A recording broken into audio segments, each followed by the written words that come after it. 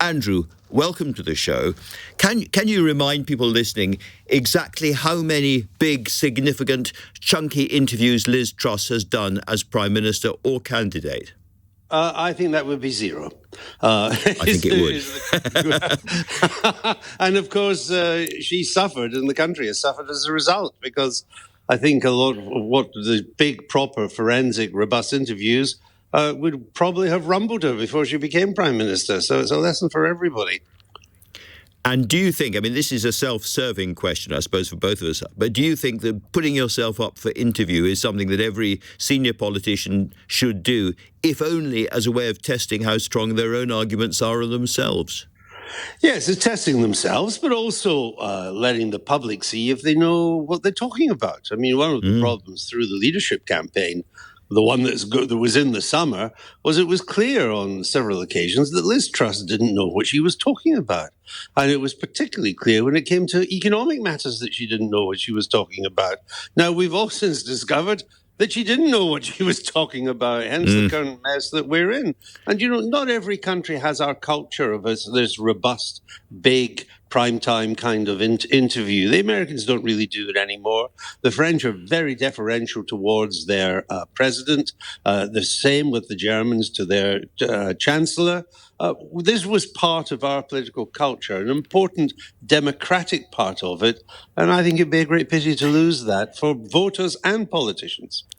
And it was in the main dismantled by a certain Boris Johnson, we both recall when that was going on, who is now apparently thinking about running again.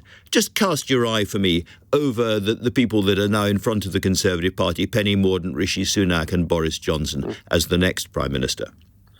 Well, I think there's a big grown-up test coming here for the Tories now as to whether they are grown up and are prepared to put right the huge mistake that they have made. I mean, I think a lot of people will find it inconceivable that they can bring Boris Johnson back, given that it was only recently that they kicked him out and they threw him out. And we remember what his poll ratings were like, too.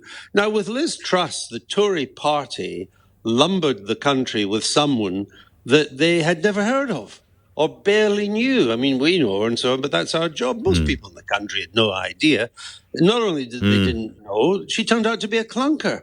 Now, if they do that again, then it just shows that they're not grown up. And you know, it may be that Mr. Johnson has support in the party and the country. It may be Penny Mordaunt has support of people like David Davis. What matters in our condition at the moment is who is most convincing to restore our credibility with the markets. And when you look at it that way, then the only you'd one say Rishi Sunak. Well, if you imagine Rishi Sunak and Mr. Hunt staying at the Treasury, that is a powerful double act that will reassure the markets. I would be in no doubt about that whatsoever. And that will stop mortgage rates going even higher than they would. That's a very good point, and we must bring it back to things like mortgage rates, because this is not a joke. I just wonder, however, if you're Jeremy Hunt and you're newly into the Treasury, feet under the desk, whether you're terribly happy to have a much more experienced ex-Chancellor sitting next door, keeping an eye on your homework. Well, I mean, I don't think it does Chancellors any harm to have someone that knows what they're talking about. One of the problems with Boris Johnson was that he didn't know anything about economics. And it brought tensions between 10 and 11 Downing Street, just as Tony Blair wasn't that hot on economics either, which meant that, you know, Gordon Brown pretty much got his own way.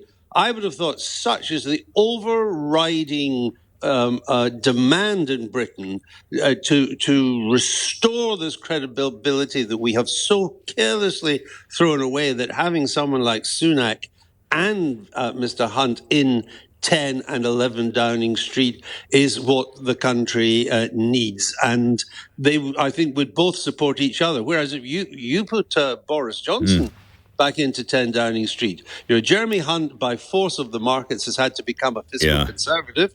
Boris Johnson's never liked a spending plan that he's seen that he didn't want to spend the money on. That's absolutely right. Tensions in. Andrew Neil, it's always a great pleasure to talk to you. Thanks very much for joining me this evening.